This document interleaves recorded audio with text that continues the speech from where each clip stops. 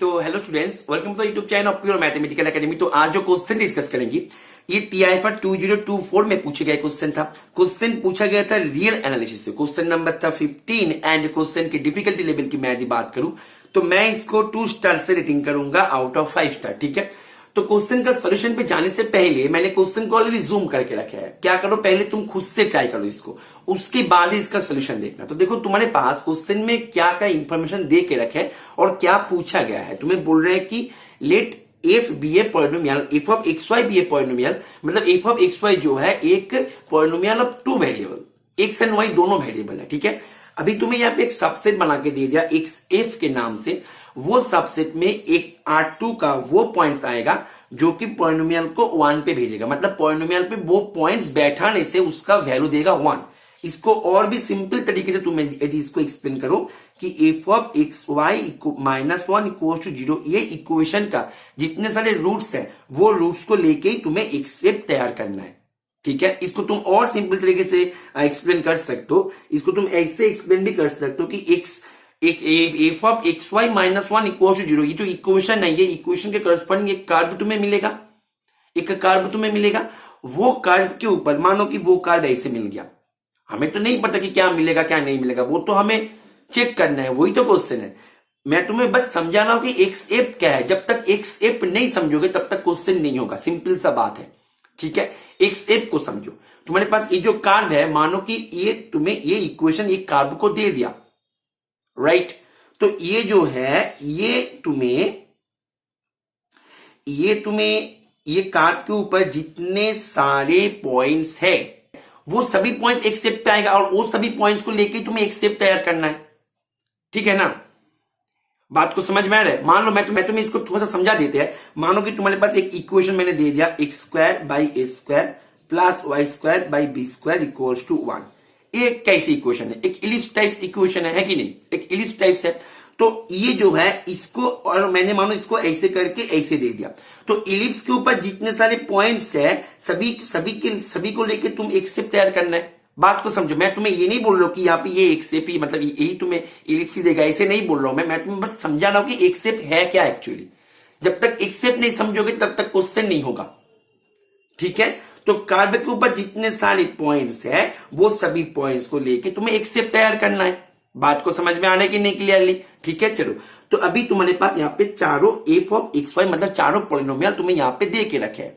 ठीक, अभी चारों जो पॉलिनोमियल तुम्हारे पास यहाँ पे है वो चारों पॉलिनोमियल के ऊपर बेस करके तुम्हें एक शेप मिलेगा, मतलब चारों polynomial equals to 1 equals to 1 equals to 1 करके इक्वेशन मिलेगा तो कार्व मिलेगा। तो वहां से तुम्हारे पास कार्व के ऊपर जितने सारे पॉइंट्स है उसको लेके तुम एक शेप बना पाओगे। अभी तुम्हें वो चेक करना है कि वो एक शेप जो है वो एक शेप कॉम्पैक्ट हो रहा है कि नहीं, कॉम्पैक्ट हो रहा है कि नहीं। अभी देखो तुम्हें देगा तो एक कार्व, अभी देखो तुम R2 के ऊपर काम कर रहे हो। अभी R2 में तुम्हें यदि कोई पूछे कि कॉम्पैक्ट सेट किसको बोला जाता है तो तुम क्या बोलोगे? हाइनी-बोयल थ्योरम के अनुसार तुम क्लोज एंड बाउंडेड चेक करोगे, है कि नहीं?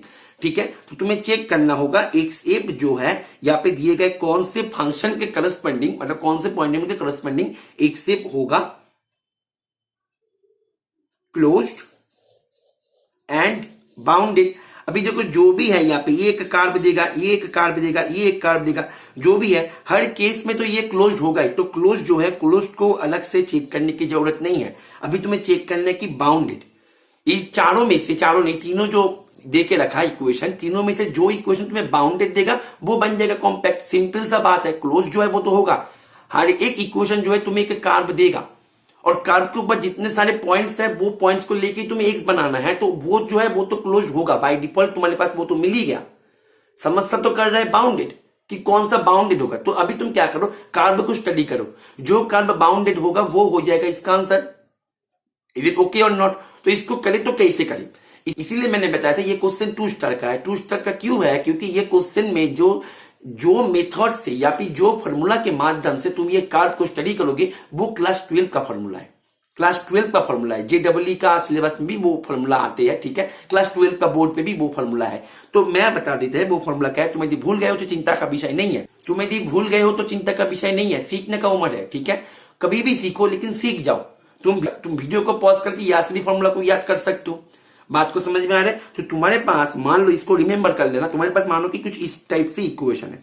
ठीक, इस टाइप की इक्वेशन है। अभी तुम कोएफिशिएंट्स को लेके एक मैट्रिक्स बना दिया, अभी उसका डिटर्मिनेंट जो है उसको तुम डेल से डिनोट कर रहे हो, राइट। अभी तुम्हारे पास कंडीशन आएगा, उसका करस्पॉन्डिंग कार्व आएगा। कंडीशन तुम्हारे सामने दिख रहा है कि जब डेल्टा इक्वल्स टू 0 तब 2 स्ट्रेट लाइन होगा, जब delta equals to 0 a square is equals to ab तब 2 पैरेलल स्ट्रेट लाइन होगा। ऐसे करके जब delta not equals to 0 a square less than ab तब होगा इलिप्स। ऐसे ऐसे करके तुम्हारे पास कुछ कंडीशन है, यहाँ पे 7 कंडीशन है, तो 7 कंडीशन को तुम यहाँ पे नोट कर लो। एकदम कंडीशन के ऊपर बेस करके ये क्वेश्चन पूछा गया था। तो मैं अभी ऑप्शन ए को यदि पकड़ ले, देखो ऑप्शन ए को मैं यदि कर दिया तो ऑप्शन बी से तो तुम खुद कर पाओगे, क्योंकि यहाँ पे तो कुछ नहीं है, यहाँ पे केवल एक फॉर्मूला का ही यूज है। बात को समझ में आ रहा है, केवल ये फॉर्मूला का ही यूज है यहाँ पे, और ये तो तुम कर ही लोगे। तो ऑप्शन ए को देखो पहले। तो ऑप्शन ए में तुम्हें बोल रहा है कि फंक्शन जो है, फंक्शन तुम्हें कुछ इस प्रकार से देके रखा, x square plus 4xy plus 3y square equals to 1। यहाँ पे तो सेट बनाना है तुम्हें, सेट में तो इक्वल्स टू 1 देना होगा, और इक्वल्स टू 1 देके जो इक्वेशन बनेगा उसका ही तो सोल्यूशन को लेके, मतलब उसका ही तो रूट्स को लेके तुम्हें एक शेप बनाना है। मतलब ये कार्ड के ऊपर जितने सारे पॉइंट्स है उसको लेके तुम्हें एक शेप बनाना है। ये तो मैंने शुरुआत में बता दिया था, ठीक है। इसीलिए यहाँ पे इक्वल्स टू 1 मैंने किया। तुम ये मत बोलना कि सर क्वेश्चन में तो यहाँ पे इक्वल्स टू 1 नहीं था, आपने इक्वल्स टू 1 क्यों दिया। तुम्हें तो एक शेप निकालना है। बात को समझ में आ रहा है कि नहीं, ठीक है। चलो, तो इसको मैं क्या करेंगे, अभी ये जो इक्वेशन है जनरल इक्वेशन के साथ में कंपेयर करेंगे। तो कंपेयर तो तुम खुद भी कर पाओगे, मैं यहाँ पे फिर भी बता देते हैं। तुम कंपेयर करने के बाद तुम्हें मिलेगा a equals to 1, h equals to मिल जाएगा 2, b इक्वल्स टू मिल जाएगा 3, g equals to 0, f equals to 0 and c equals to मिलेगा -1, ठीक है। अभी देखो h स्क्वायर जो है 4 एंड ab जो है वो है 3, तो h square greater then ab, ठीक है, कोई दिक्कत नहीं, a square greater then ab हो गया। अभी डेल देखो, डेल तुम्हें क्या मिलेगा, a h g, मतलब a जो है 1, h जो है 2, g जो है 3, 2 b जो है 3, ठीक है, b 3 है एंड f जो है 0 है, यहाँ पे 0 है, f 0 है, c है -1। तो तुम जब डेल को निकालोगे, डेल तुम्हें क्या देगा, सिंपल सा डिटर्मिनेंट है, तुम करो इसको करो, क्या होगा 1, यहाँ पे -3, यहाँ पे -2 करने पर -2, तो यहाँ पे 4 - 3 नॉट इक्वल्स टू 1, मतलब 4 - 3 नॉट इक्वल्स टू 0, क्योंकि ये 1 देगा। तो डेल नॉट इक्वल्स टू 0 है, a square greater than a b है। अभी फॉर्मूला देखो, डेल नॉट इक्वल्स टू 0 है and a square greater than a b है, तो ये हाइपरबोला, हाइपरबोला कभी भी बाउंडेड नहीं होता, ये तुम्हें पता है। हाइपरबोला जो है, हाइपरबोला किसको बोलते हैं, पैराबोला किसको बोलते हैं, इलिप्स किसको बोलते हैं, ये तो तुम्हें पता है ना। ऐसे तो मत बोलना कि सर हाइपरबोला किसको बोलते हैं, वो भी एक बार बता दीजिए, है कि नहीं। बताना होगा या नहीं बताना होगा, कर लोगे ना। हाइपरबोला किसको बोलते हैं ये तुम्हें पता है ना। तो हाइपरबोला है, हाइपरबोला तो कभी भी बाउंडेड नहीं होता, बाउंडेड नहीं होता। दैट मींस ये जो सेट है, ये सेट कभी भी बाउंडेड नहीं बनेगा। एक शेप की बात करें, क्योंकि मैंने तो यहाँ पे एक शेप बनाया ना, यहाँ पे इक्वल्स टू 1 देके, मतलब 0 करके तो मैंने एक शेप बनाया। यहाँ पे क्वेश्चन में जो था, क्वेश्चन में तो केवल पॉलिनोमियल देके छोड़ दिया, मेरे को तो एक शेप के ऊपर चर्चा करना है, इसीलिए मैंने यहाँ पे इक्वल्स टू 1 करके जो एक शेप का कंडीशन है उसको यूज करके मैंने यहाँ पे एक शेप को तैयार किया। तो दैट मींस एक शेप क्या बनेगा, ये जो तुम्हारे पास हाइपरबोला है, ये जो हाइपरबोला है, हाइपरबोला के ऊपर जितने सारे पॉइंट्स है वो सभी आ जाएगा। अभी हाइपरबोला तो है अनबाउंडेड, दैट मींस एक शेप जो है वो कभी भी कॉम्पैक्ट नहीं होगा। कॉम्पैक्ट होने पर इसको बाउंडेड एंड क्लोज होना होगा, एंड उल्टा भी, क्योंकि you are working on Rn, Euclidean space of dimension n। बात को समझ में आ रहा है कि नहीं आ रहा, ठीक है। चलो बात करते हैं ऑप्शन बी को लेकर। मैं ऑप्शन बी को भी कर देंगे, ऑप्शन सी में नहीं करवा देंगे। ऑप्शन सी तुम्हारे लिए होमवर्क है, इतना तो कर लोगे ना, कर लोगे ना, क्लियर है या नहीं है, एक बार बता दो, कर लोगे ना, ठीक है। चलो तो ऑप्शन सी को लेके, सी नहीं बी को लेकर चर्चा करते हैं। बी में क्या था, यहाँ पे -3 था, ठीक है, यहाँ तक ऐसे था। तो तुम्हारे पास यहाँ पे कुछ चेंजेस होगा, लिटिल बिट चेंजेस होगा, यहाँ पे हो जाएगा -3/2, राइट। अच्छा, तो एच स्क्वायर क्या होगा बताओ मेरे को। एच स्क्वायर तुम्हें यहाँ पे हो जाएगा, डेल्टा जो है, डेल्टा को मैं बाद में निकालेंगे, पहले एच स्क्वायर निकालो। एच स्क्वायर तुम्हें क्या होगा बताओ मेरे को, बोलो जल्दी बोलो, क्या होगा एच स्क्वायर। एच स्क्वायर होगा 9/4, राइट। एंड ए बी क्या होगा 3। अभी देखो 9/4 बड़ा है या 3 बड़ा है, तुम बोलो कि सर 9/4 बड़ा है, ठीक है, कोई दिक्कत नहीं, तुम सही बताया, ग्रेटर देन 12 संभव है नहीं है, दैट मींस तुमने गलत बताया। H square, that means h square less than a b, कोई दिक्कत नहीं। चलो अभी डेल्टा निकालो। अभी तुम डेल्टा जब निकालोगे तुम फॉर्मूला में बैठा देना, ठीक है, मैं यहाँ पे नहीं कर रहा है, फॉर्मूला पे बैठा देना, तो तुम्हें नॉट इक्वल टू 0 मिल जाएगा। तो delta not equal to 0 and h square is less than a b. अभी फॉर्मूला की तरफ नजर डालो, फॉर्मूला की तरफ नजर डालो, delta not equal to 0 h square less than a b, तो ये तुम्हें देगा इलिप्टिक टाइप। और इलिप्स जो होता है वो बाउंडेड होता है, और इलिप्स के ऊपर जो है पेरीमीटर के ऊपर जितने सारे पॉइंट्स है वही तो आएगा। एक्सेप्ट पे तुम्हें तो एक्सेप्ट बनाना है, मैंने तो यहाँ पे एक्सेप्ट बना दिया, क्वेश्चन में केवल पॉइंट में देके रखा, तुम्हें तो बनाना है एक्सेप्ट। इज इट क्लियर और नॉट? इज इट क्लियर और नॉट? ठीक है, तो तुम्हें यहाँ पे बी में जो है, बी तुम्हें दे दिया इलिप्स। इलिप्स जो है होते हैं वो ऑलवेज होता है बाउंडेड। Is it clear? तो दैट मीन्स ऑप्शन बी होगा सही, ऑप्शन सी होगा गलत। मैंने इसको बता दिया कि इसका ऑप्शन सी गलत होगा, ये तुम कर लेना होमवर्क। कर लोगे ना? बता दो, कर लोगे ना? ये है होमवर्क, इतना तो कर ही लोगे, क्योंकि यहाँ पे तो मैंने फॉर्मूला बता ही दिया। और मैं बोलूंगा ये फॉर्मूला को एकदम दिमाग में स्टोर कर लो, दिमाग में स्टोर कर लो। मैं इसीलिए बोल रहा हूँ ये फॉर्मूला चाहे ये क्लास 12 का है, ये तुम आर डी शर्मा सर के बुक से भी तुम मिल जाएगा, कोई भी बोर्ड का एग्जाम का बुक जो है, आर डी शर्मा सर का जो बुक्स है जेडब्ल्यू का दोनों वॉल्यूम में आता है, जहां तक मेरे को पता है वहां पे किसी एक वॉल्यूम में शायद ये तुम्हें मिल जाएगा, और वैसे भी कोई भी टेक्स्ट बुक में तुम्हें मिल जाएगा। लेकिन ये फॉर्मूला जो है, ये फॉर्मूला क्यों इंपॉर्टेंट है मैं बता दूं। देखो तुम्हें इतना तो पता लग गया कि क्लास 12 के फॉर्मूला से टीआईएफआर में क्वेश्चन पूछ रहे हैं, वो भी अपडेटेड ईयर में 2024 में। ठीक है, अपडेटेड ईयर में क्लास 12 के फॉर्मूला से क्वेश्चन पूछ रहा है, तो तुम समझ सकते हो कि ये फॉर्मूला का इंपॉर्टेंस कौन सी जगह पे है। अभी देखो ये फॉर्मूला का इंपॉर्टेंस और भी कौन कौन सी जगह पे हो सकता है मैं बता दूं।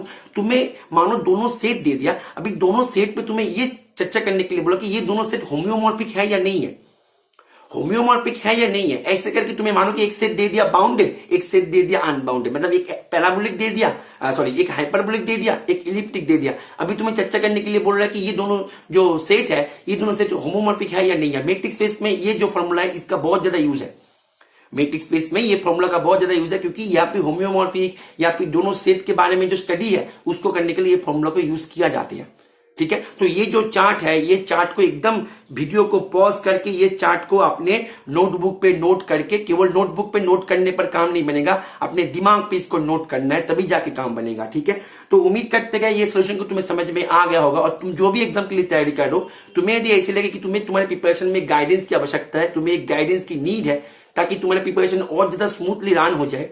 ठीक है, क्वेश्चन को तुम्हें इंडिपेंडेंटली खुद से करना कैसे जाती है, उसके लिए जो जो कॉन्सेप्ट तुम्हें चाहिए, जो थ्योरी तुम्हें चाहिए, वो सबको तुम्हें जरूरत है, तो तुम हमारे रेगुलर बैचेस में भी तुम ज्वाइन कर सकते हो। ठीक है, और तुम्हें जून 2024 के लिए तैयारी कर रहे हो सीएसआर नेट, तो मैं बता दूं एक छोटा सा अनाउंसमेंट कि हमारे रेगुलर बैच जो है जून 2024 का, बहुत ही जल्द उसका फ्रेश रजिस्ट्रेशन शुरू हो जाएगा लास्ट वीक ऑफ दिसंबर। इसी मंथ में, यही मंथ में लास्ट वीक में उसका रजिस्ट्रेशन शुरू हो जाएगा। रेगुलर क्लास सीएसआर नेट जून 2024 का with big discount offer. Registration time पे जैसे तुम्हें पता है कि हम जो भी कोर्स लॉन्च करते हैं, रजिस्ट्रेशन के फर्स्ट वीक में हम एक बहुत ही बड़ा डिस्काउंट ऑफर देते हैं। ठीक है, तो एक बिग डिस्काउंट ऑफर के साथ वो हमारे बैचेस का रजिस्ट्रेशन शुरू हो जाएगा इसी मंथ लास्ट वीक से। ठीक है, तो यहाँ पे तुम्हें हमारे सीएसआर नेट जून 2023 बैच में तुम्हें लाइव क्लासेस मिलेगा, everyday live classes, recording classes and free mock test. One of the most popular mock test हमारे 30 पैकेज जो है वो तुम्हें यहाँ पे फ्री मिल जाएगा। ठीक है, और इसके बारे में अधिक जानकारी के लिए तुम इसी नंबर पे कॉल करके या व्हाट्सएप करके इसके बारे में तुम जानकारी ले सकते हो। और वैसे भी हमने जिस टाइम पे इसको लॉन्च करेंगे उस टाइम पे हम एक बड़ी डिटेल्स बता देंगे, लेकिन तुम फिर भी यदि आगे से इसके बारे में कुछ जानना चाहते हो, तो ये कोर्स के बारे में तुम्हें जो भी क्वेरीज है, तुम एकदम फील फ्री होके, एकदम फ्री होके, फ्री माइंड से तुम इसके साथ, इसको लेके तुम हमारे साथ डिस्कस कर सकते हो। ठीक है, तो ये बैचेस में ज्वाइन करने के लिए तुम हमारे साथ जुड़े रहो, क्योंकि एक बिग डिस्काउंट ऑफर के साथ ये बैच आ रहा है। डिस्काउंट के बारे में भी तुम जानकारी ले सकते हो हमारे साथ बात करके पहले से। ठीक है, तो आशा करते हैं ये सेशन को तुमने एंजॉय की हो। ओके, चलो, थैंक यू, हैप्पी लर्निंग।